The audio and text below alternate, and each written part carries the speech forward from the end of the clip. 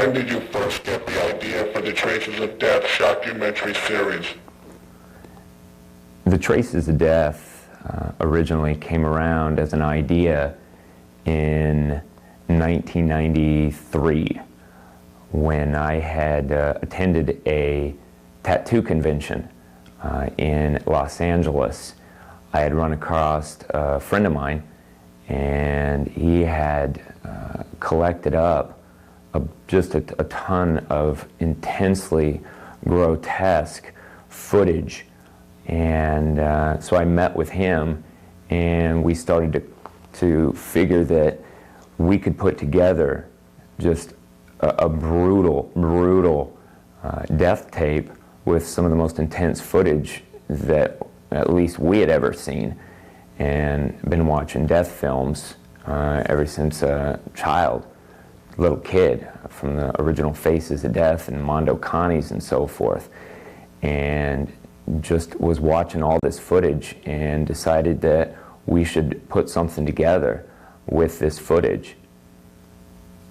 Started to get word out to all of the people in the underground that have them and shoot this footage for news and whatever, and the footage just started to come in with floodgates, and by the time we actually released Traces of Death Part 1, we had just a ton of footage from all around the world. So that's really where the whole Traces of Death idea came up from. Tell me about the underground horror gore scene. The underground horror, and gore scene is made up of a lot of people, from the young to actually the old.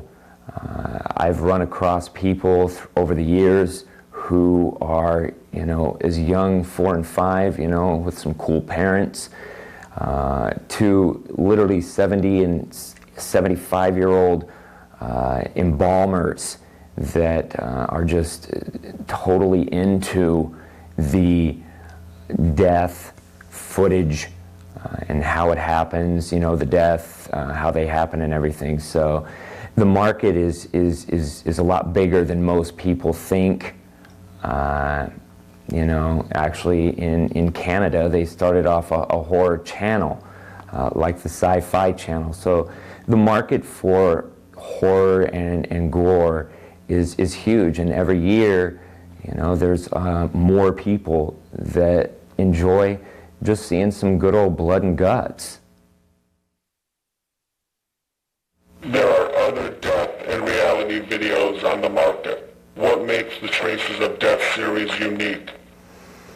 I think the biggest thing about Traces of Death is that, first and foremost, all the footage in the movies are real.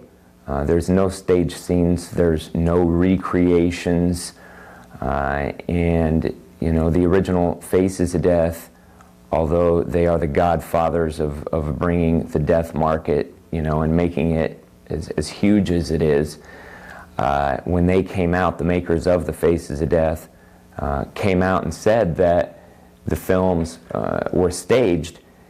It really took back a lot of gore fans and death fans, and so I think the biggest thing about the Traces of Death is that all the footage is real, and we really try to put footage in that's quick, that's fast-paced, so that we don't have to see a long introduction or a long exit on each of the scenes. Just get right to the core gore, the blood, the guts, and then on to the next scene. I've told a lot of people that the Traces of Death brings the death films into the MTV style generation, because it is quick, it's fast-paced, fast cuts. There are usually over 100 scenes, different scenes of death in each of the episodes, parts 1 through 5. So they're very quick and they're very fast-paced.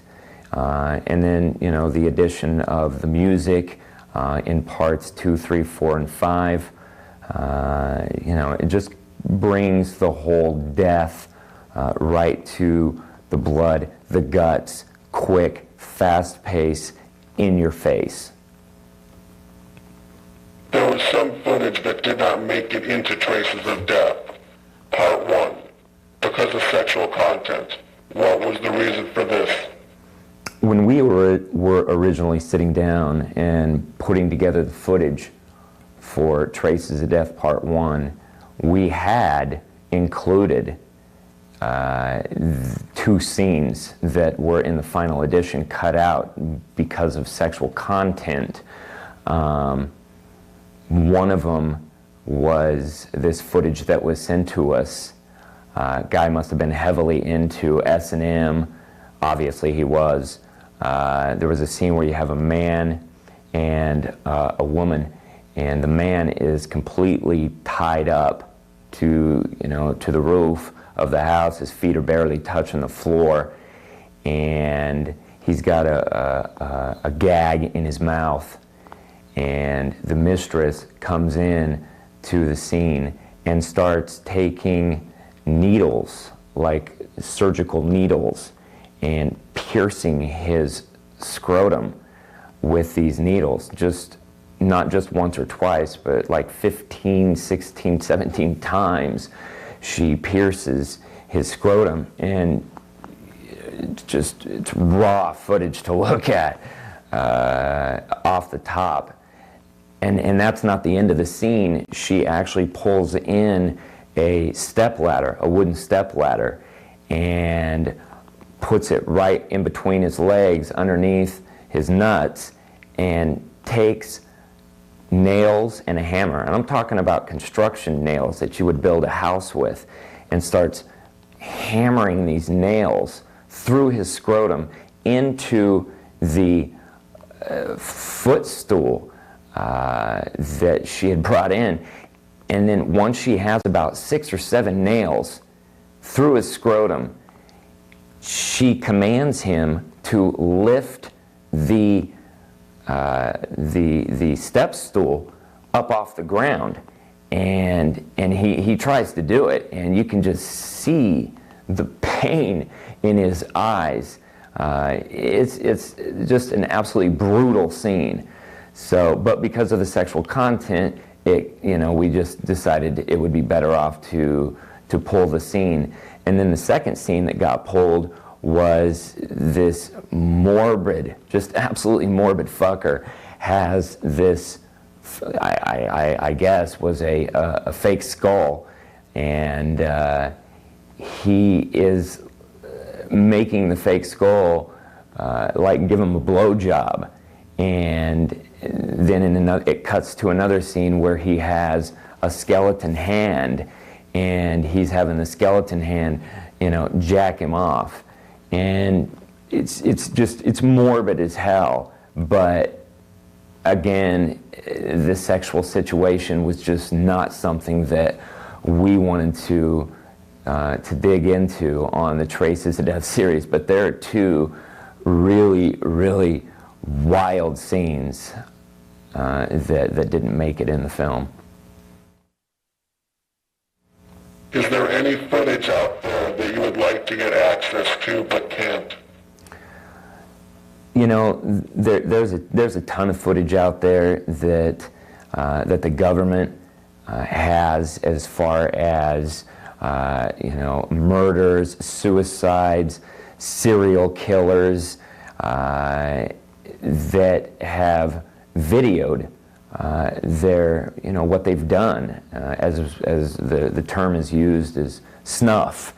And when they capture these guys, they have this footage, and you can just imagine how brutal and how torturous that kind of footage is. So that's some definite footage that I'd like to get a hold of. What public service, if any, do you think you provide by making this type of footage available to the general public? years ago, when Traces of Death 1 first came out, there was no reality television at the time. So public service is, I don't know, is kind of a wild term, but there is not one single person that drives by an accident on the side of the road and doesn't, turn their neck over to see what is going on. I mean, it's the cause of many, backups on the freeways, and you finally get by the accident and you see it was just something little that happened on the side of the road, but it caused a 5-mile backup. Everybody has the curiosity to see what happens in a morbid, brutal situation. And so just putting it in front of people, putting it on tape, so you don't have to drive down the road to take a look and hopefully see something morbid happen. I've put it all on tape. Where do you draw the line as far as footage you will not include in the Traces of Death videos?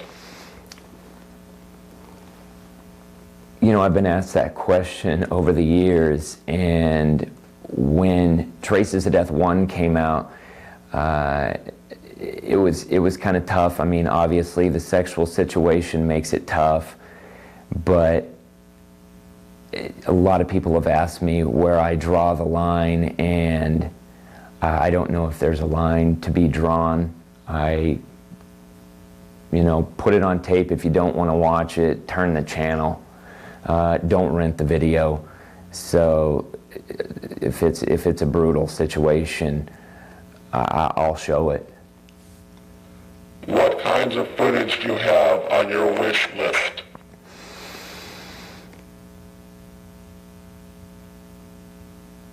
There's a lot of footage out there that I would always like to get a hold of. I wish that the simple things, suicides and autopsies. I mean, suicides, had Kurt Cobain set up a camera like we're doing right now, if he was going to shoot himself, well, that would have been great to find that kind of footage.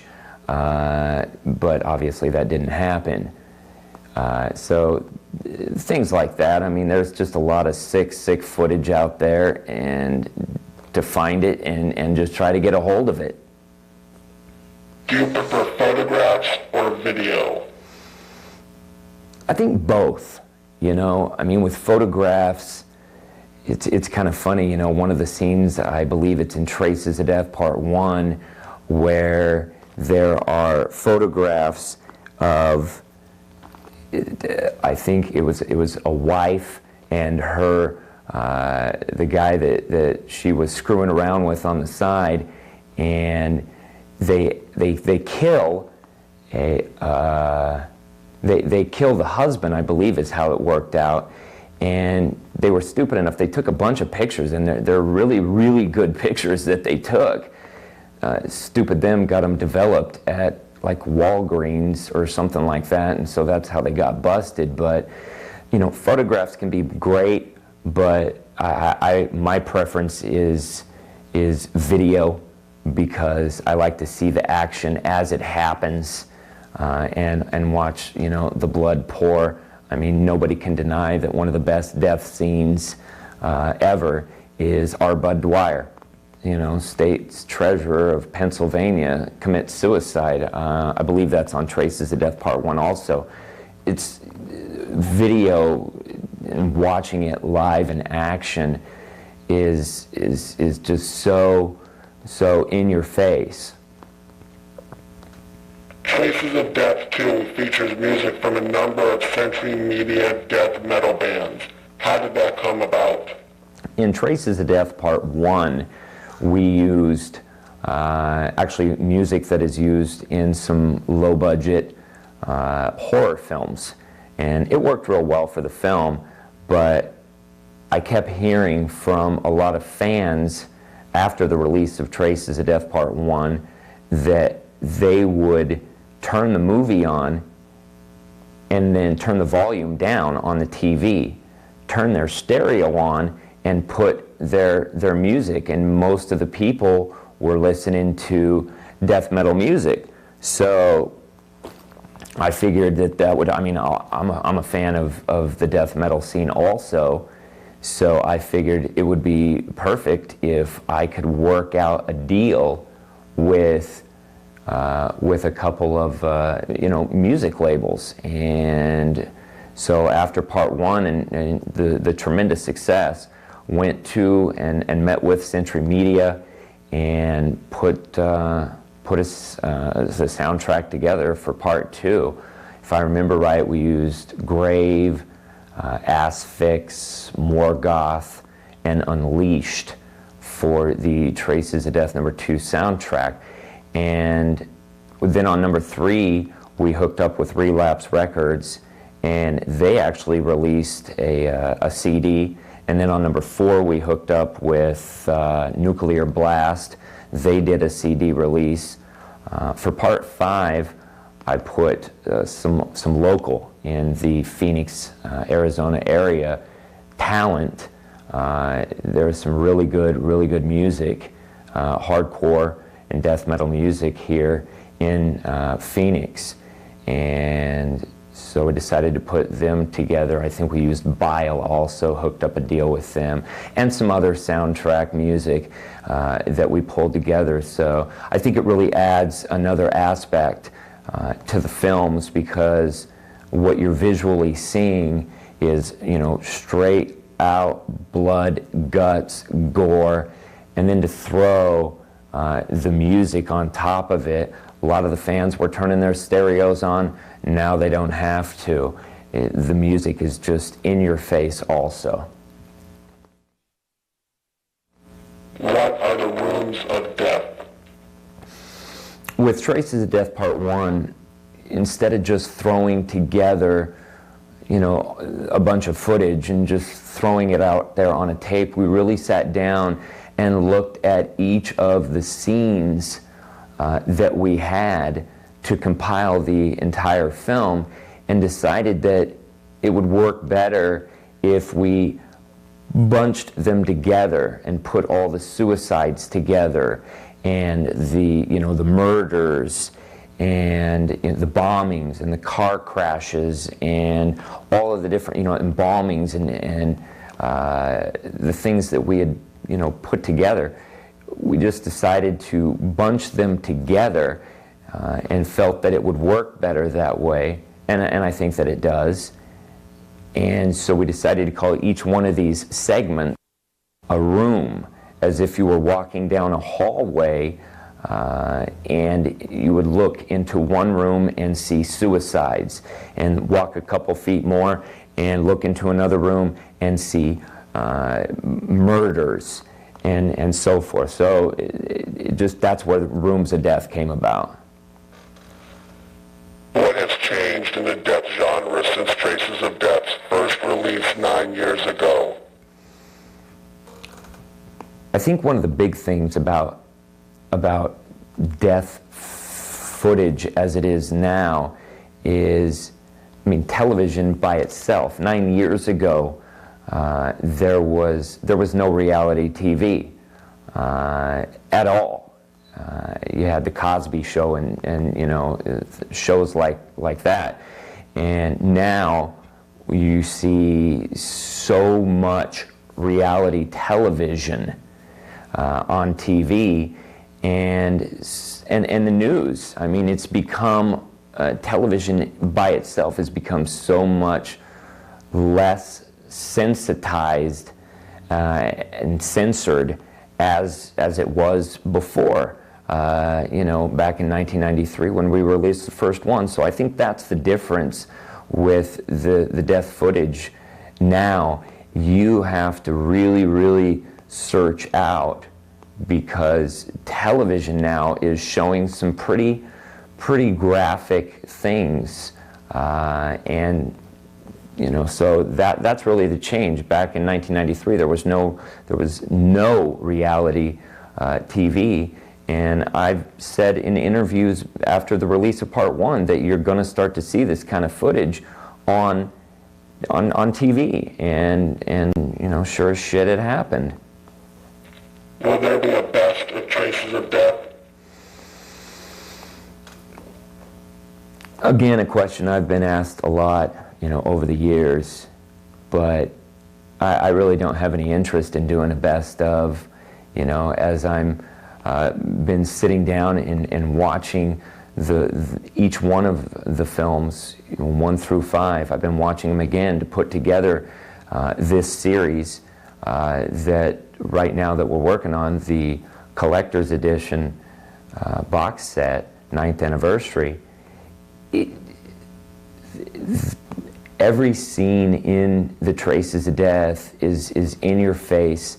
It's brutal.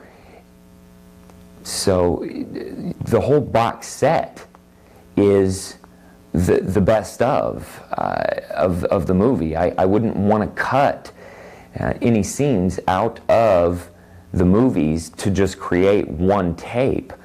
So no, I'm not interested in doing it in a best of. Watch every single one of them, and you're going to get the most brutal footage and intense, brutal, vile footage, scene after scene after scene. Will there be a Traces of Death 6? There are morbid, vile deaths happening around us every minute of every day, whether it's a suicide, bombings, wars. It could happen. Traces of Death Part 6 could happen. What happened between you and Dead Alive Productions?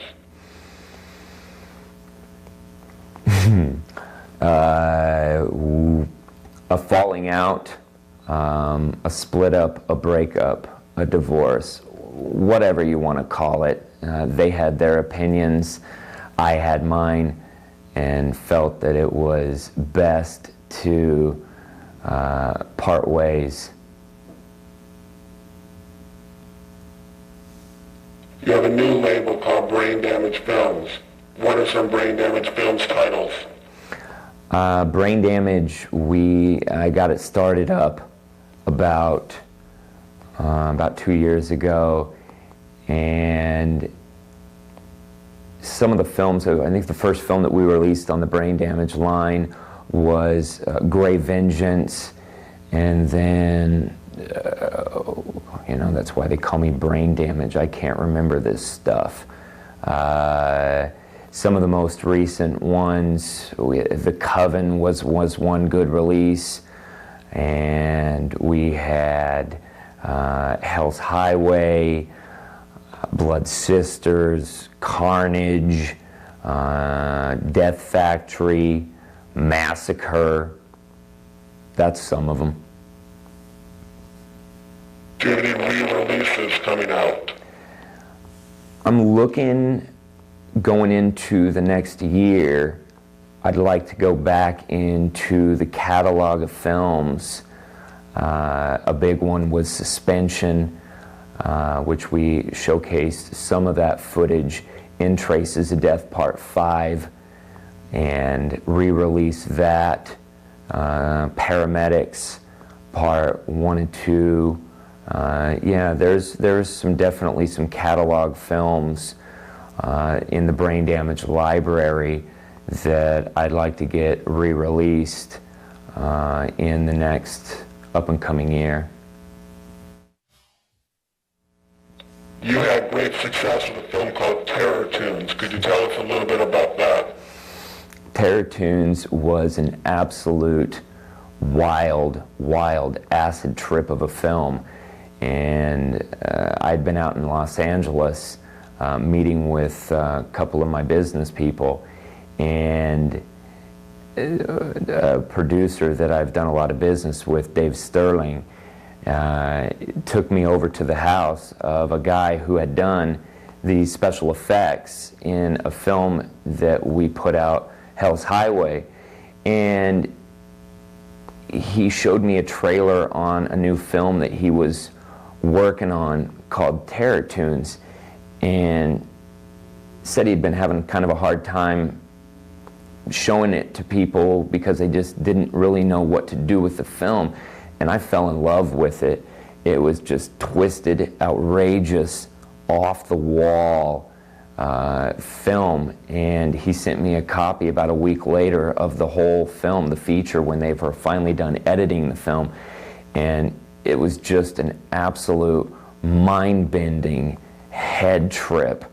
Just, you know, I swear to God, they dropped a bunch of acid when they were shooting the film and writing the script, and it's just a wild, twisted film, and put some really good packaging on it, and did very well with it. Blockbuster and all of the large chains brought the film in. So it's pretty outrageous little piece of film.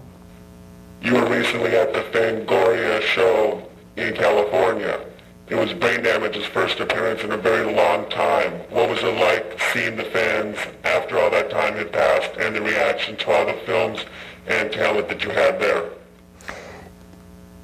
You know, it was really fun when we did the Fangoria Weekend of Horror show in Pasadena. I hadn't, Brain Damage, you know, I hadn't been in the public eye in about 5 or 6 years, and it was great. I mean, the fans were great, and it was just really nice to bring all the actors and actresses from the films that we've released and bring them together and showcase them. And the fans were just great. The show was packed, and it was just a tremendous response. And it was interesting because a lot of the fans remembered the Traces of Death and were asking me when they were coming back out. And that's really kind of what spawned me to put it together, to re-release the Traces of Death and get it out on the market again. Brain Damage Films recently sponsored a film festival in Modesto, California. What was it like being at the top of your game and meeting with young filmmakers and looking at current projects that you're interested in releasing? The Modesto Film Festival was great. It was the first festival that Brain Damage Films sponsored, and I'm sure it's going to be the first of many, as we had a lot of success there. It was tremendous to meet with a bunch of the filmmakers. It was a horror film festival, so it was just really neat to be able to sit down and meet with and talk with other directors and producers of horror films. And it was really great. It was just a real warm response, and it was fun. Had a great time. Is Brain Damage Films financing or licensing their movies? Actually, we're doing both now. Our first film that we financed was Hell's Highway, and then we financed Death Factory, and then we've got another. Actually, we just started financing another film at this point in time. We're not quite sure what we're going to call the film, but we've been doing both. Started out licensing, and we'll always continue to license films from horror filmmakers, and then continue to finance the films. It's fun being involved in that aspect of the scripts and the whole production process of the films, and it's a lot of fun. It's a lot of fun. Ron Jeremy is in two of your movies, Hell's Highway and Death Factory. How did Ron Jeremy happen about your films? A good friend of mine in the industry, is very, very good friends for a long time with Ron Jeremy. So when the situation came about that Brain Damage Films was going to finance films, I said to the producer of the film that I would like to have Ron Jeremy in the movie.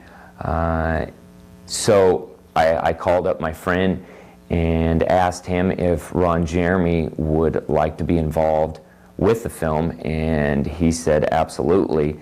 He's a lot of fun. He's fun to work with, and I will continue to work with Ron Jeremy in the films. He's in both Hell's Highway and in Death Factory, just coming in and doing cameos, and it's great. It's a lot of fun, and he's a great guy to work with.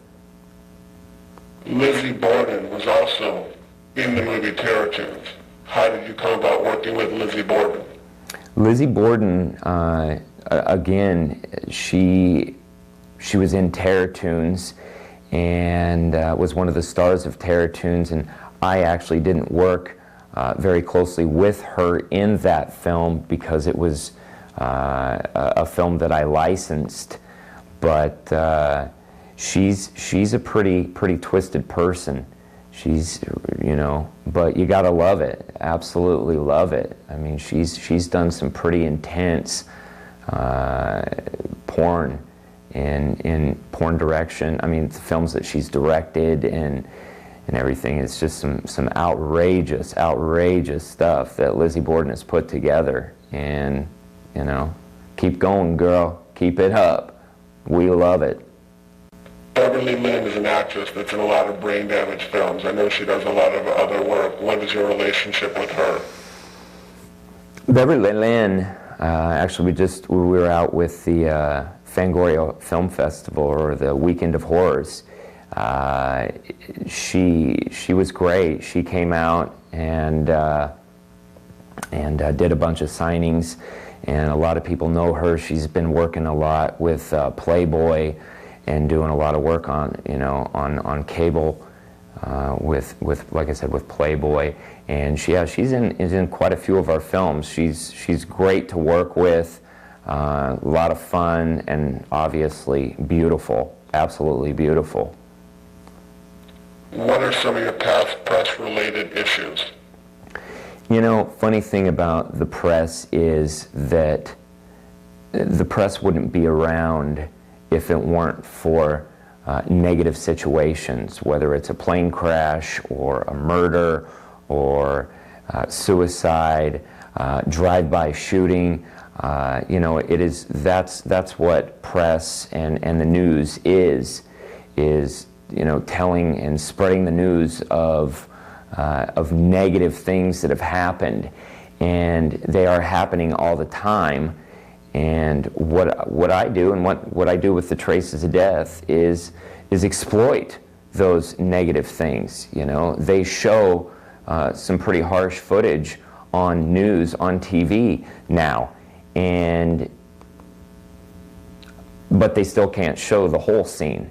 And that's what I do, is I show the whole scene, the blood, the guts, the gore of a traffic accident or a suicide or a bombing, and the news will show just little clippets of that, and I show the whole scene. And like I said, press and the news, they thrive on negative situations. If it wasn't for negative situations, we would have no news. They would have nothing to talk about. They wouldn't have jobs. And I exploit that those negative scenes and those negative video clips to their entire extent, and I give them something to talk about. That's what it's all about. I give them something to be negative about. So great, I appreciate it. What does the future hold for Brain Damage Films? Brain Damage Films will always stick to the basics of what I've done since I since I was a kid, and that's horror films. The blood and guts and nudity. That is what Brain Damage Films is all about. And I think that just kind of puts it all in a nutshell. Just keeping it to the simplicity of the blood, the guts, gore, as much as you can pack in there, and nudity. That's what I like. And as long as I've been around in this side of the business, there has always been a fan base, you know, the gore hounds out there, that's what they like.